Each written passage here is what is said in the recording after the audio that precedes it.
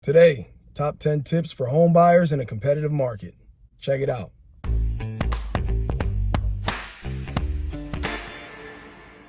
In a competitive market, you want to do everything that you possibly can to get the home of your dreams.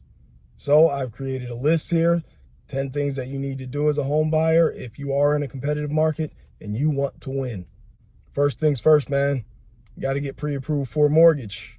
Getting this pre-approval will let the sellers know that you are a serious buyer. Nothing worse than them getting an offer from somebody who says they want to purchase their house for, you name the price, and then that person submits an offer. They're not pre-approved yet, or they're submitting an offer in the hopes of getting pre-approved, or they say they want to write. They don't have a pre-approval letter. That seller then looks at that buyer and says, I don't know if they really have the funds to buy this property. They don't have a pre-approval letter. They haven't done the things necessary to get pre-approved and qualified, and they don't have a third party saying they have enough money to buy your house. So if you want the house, competitive market, don't do that. Make sure you get pre-approved. Second thing, make sure you work with a licensed agent. Why do I say this? Yes, I'm a licensed agent, but they also can help you through the process. They can help you navigate the process itself. They can help you when it comes to negotiating, and they can also write up the offer for you. Number 3, if you want that house in a competitive market, you gotta act fast. This goes back to us getting that pre-approval letter before you even start shopping. You wanna be able to say, hey, I like this house, let's write up this offer and submit it today. If you're not ready to go, then you gotta wait and waste time. While you're wasting time, somebody else is crafting their offer. The fourth thing is, don't be afraid to make a strong offer right out the gate. Some people say, hey, I'll throw an offer out there and I hope that they'll counter offer me, and then we'll go back and forth and we'll do the dance. We'll play the game. In a competitive market, that strategy is not highly successful. If you come in with a low offer and they have other offers in hand, then they automatically just kick yours right out because they're going to go with the best and highest. And if you're not the best and highest, then there's no more reason for them to be conversing with you. So when I say don't hesitate to make a strong offer, what I mean is don't be afraid to come in at asking price if you really like the house. The fifth thing is, and this is probably the most controversial on here, but if you really like the house and it's a competitive market, you might want to consider waiving some contingencies. I know. Waiving contingencies? No way, Jose. Your contingencies are usually your outs in the contract. So if something happens to come up on a home inspection report that you don't like, if you have that contingency written in there, then you can make that contract null and void based on what you find in a home inspection. If you waive that right, then basically your home inspection would be for informational purposes only. So have a home inspection so that you know what you're walking into. Just know that if you waive that contingency, you're waiving the right to cancel that contract based on what you find in that home inspection. That's just an example of what waiving a contingency means and what it is. If you really feel comfortable with the property that you're looking to purchase, and it's very important for you to get that one, then you might want to consider waiving a contingency or two to make it more appealing to the seller. The sixth thing, be flexible with your timeline. Sometimes based on the seller's situation, timeline could be something that makes or breaks a deal.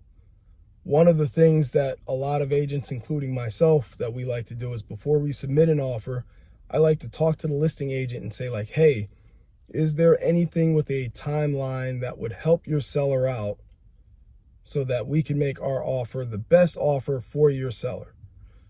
And a lot of times they'll tell me whether or not something like timeline works for them, if they need to move faster, or if they don't know where they're going yet. If the seller is still uncertain of where they're going next, they might ask for a longer timeline. Sometimes you'll get a post-settlement occupancy deal or a rent back. So after settlement, they will still occupy the property. So once again, if you would like to make your offer a little more attractive, be flexible with your timeline if at all possible. Number 7. Keep an eye out for these off-market deals. Sometimes you come across deals that aren't posted in the MLS, whether it's a for sale by owner or if it is a listing that is in-house with whatever agent that you're working with. There might be an opportunity for you to scoop up a deal that hasn't been sent out there for the mass public to see yet. Keep an eye out for those, because those could be a great deal to find in a competitive market. Number 8, consider making a larger down payment or a larger earnest money deposit. Cash is king when it comes to real estate. I know everybody's heard that. It sounds very cliche, but at the end of the day, if you have the money on hand, if you have the cash and you really want the property, saying upfront that I have a large down payment, or even I have a large earnest money deposit that I can put down in the event that if something were to go wrong and I was in breach of contract, you would be entitled to keep that earnest money deposit.